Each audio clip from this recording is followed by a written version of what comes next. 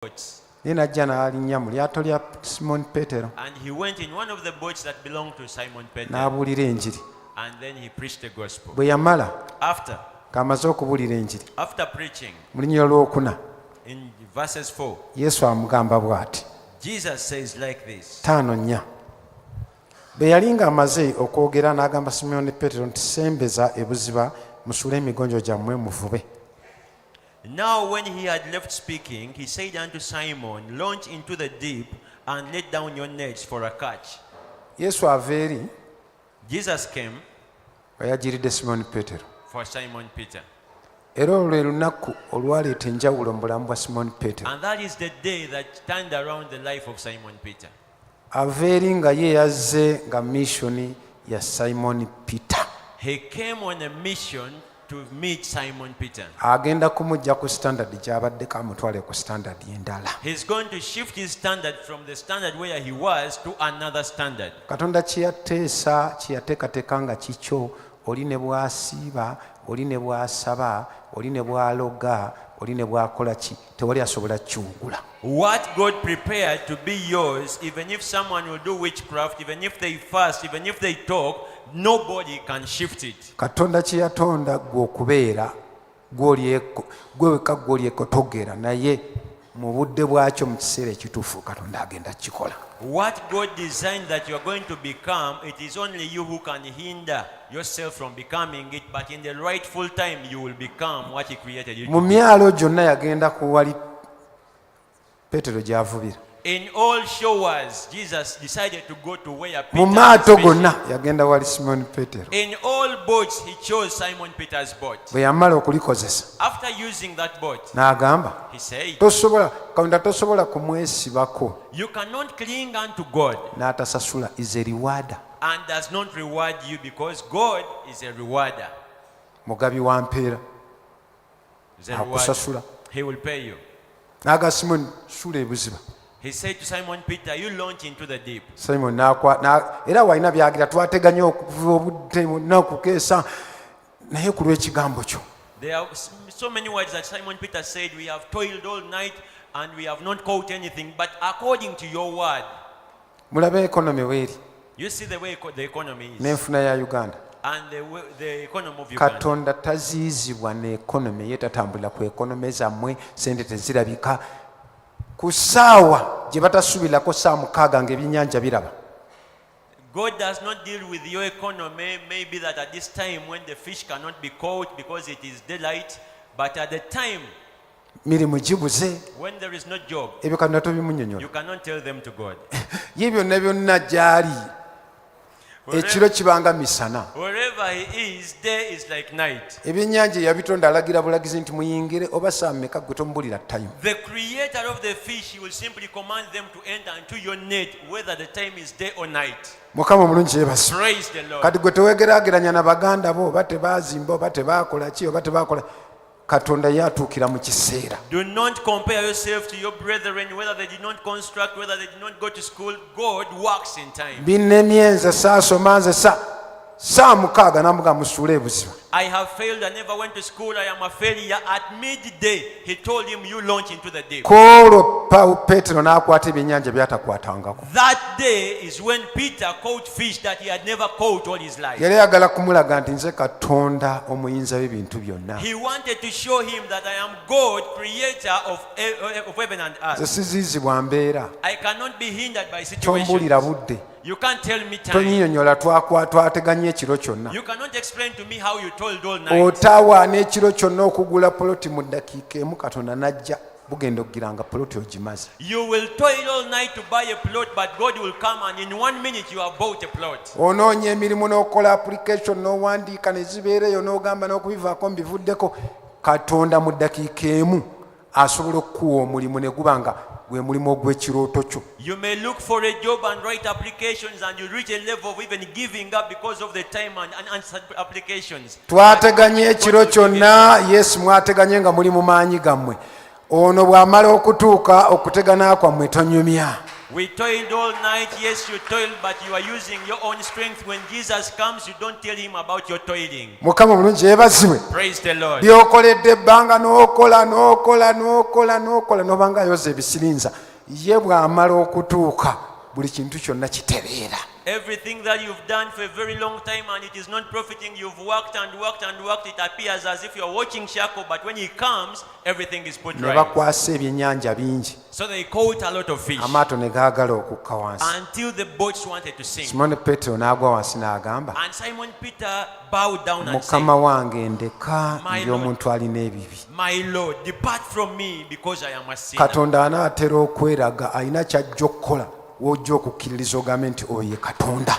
God is about to show up. He's going to do something and you will know that he is God. Mukama omulungi yeebazibwe. Praise the Lord. Suulako ebuziba. Launch into the deep. Abanaawangula basuulako ebuziba. People who are going to overcome will launch into the deep. Bagendako ewala. They go deeper. Bino ebintu ebyo bwa Katonda byonna These godly things, tugendako ewala. we go Mu deeper. kusaba gendako ewala. In prayer, go Mu deeper. butuukirivu gendako In ewala. righteousness, go Mu deeper. kukola gendako In ewala. working, go deeper. Analeeta enjawulo A n'enkyukakyuka person who is going to cause a turnaround akukola ebintu n'abikola ng'abikola n'amagezi. will do things with wisdom. Bayibuli esomesa nega mu kitabo kya Ngero The Bible teaches in the book of Proverbs, essula ey'okuna olunya olw'omusanvu chapter 4, verses 7, ega nti amagezi y'ensonga esinga. it says wisdom is the principal thing.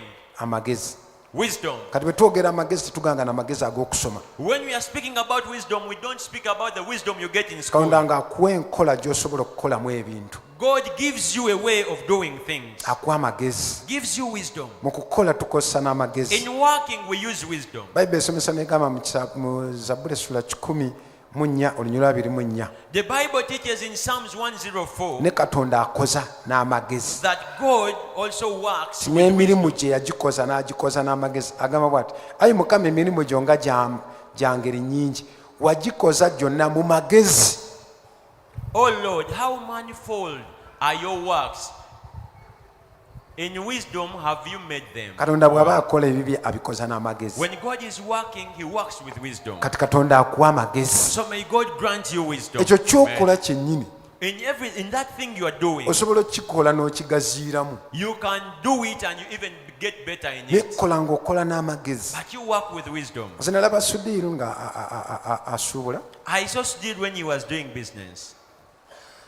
Yalina forex bill nga bagiyita Fox. He had a forex bureau called Fox.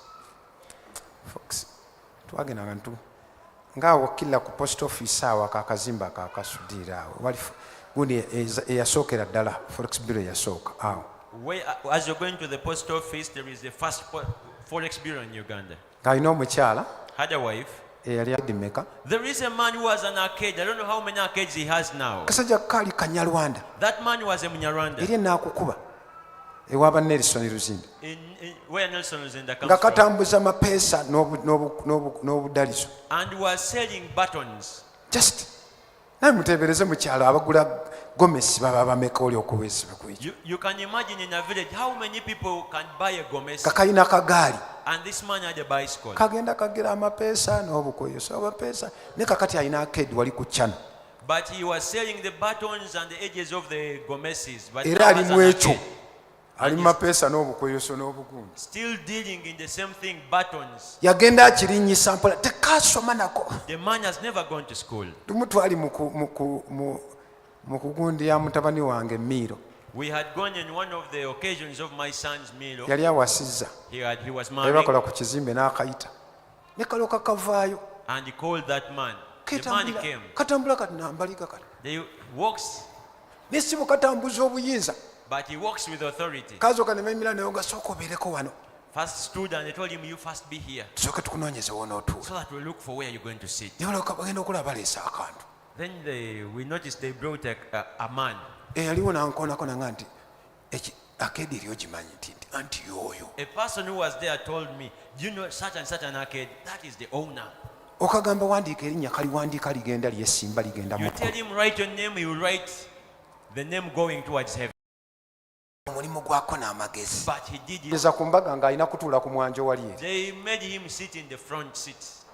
Kola bintu n'amagezi. You work with wisdom. Ekyo kyokola in what you do. osobola okukijjamu ssente. You can get a lot of money. Omuntu asobola okuba nga atambuza akadomola k'amata agenda okumaliza nga ate alina fakitole ya yugati yakutta ekitundu. Bwe batyo n'abantu ebweru bwe batyo bagira ofuna buli olwa mu kintu kibanga ekigaanyi naye omanyi nti ekintu bwe kigaana okifunamu obukugu.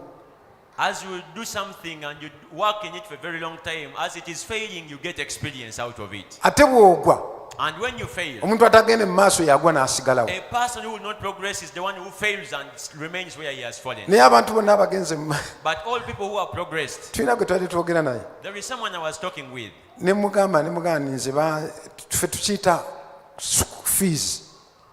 I told you we normally call it school fees.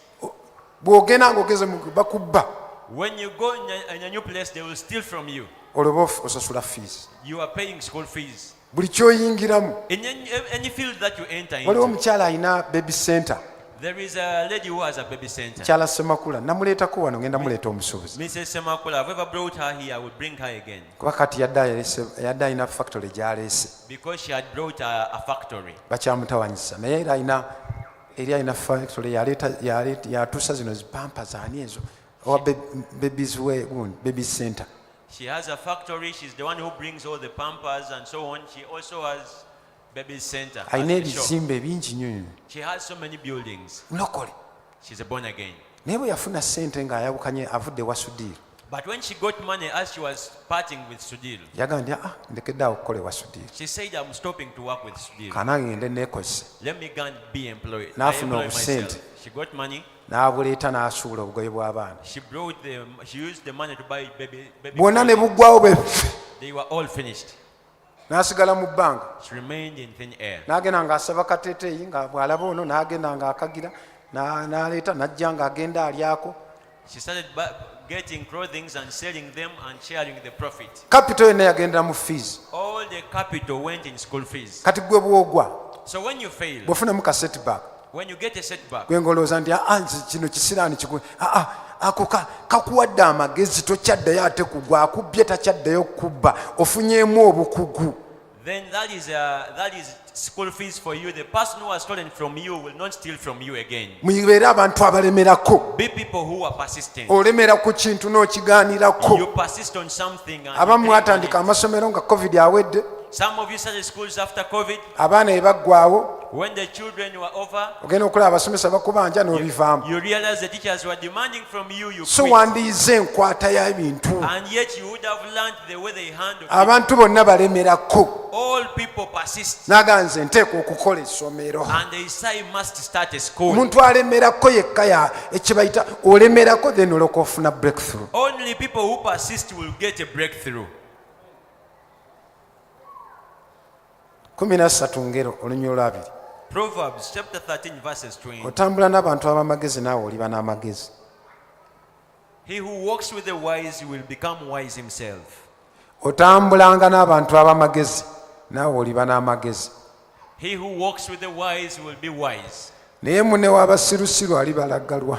But a companion of fools will be destroyed. Funa emikwano egikwongerayo. Get friends that are going to make you progress. Abantu abanyumya ebintu. People who converse things. Abantu abakwogerera ebintu ebikwongerayo. People who speak words that will make you progress. Mukama mulungi yeebazibwe. Praise the good Abo Lord. abantu b'obeeramu abo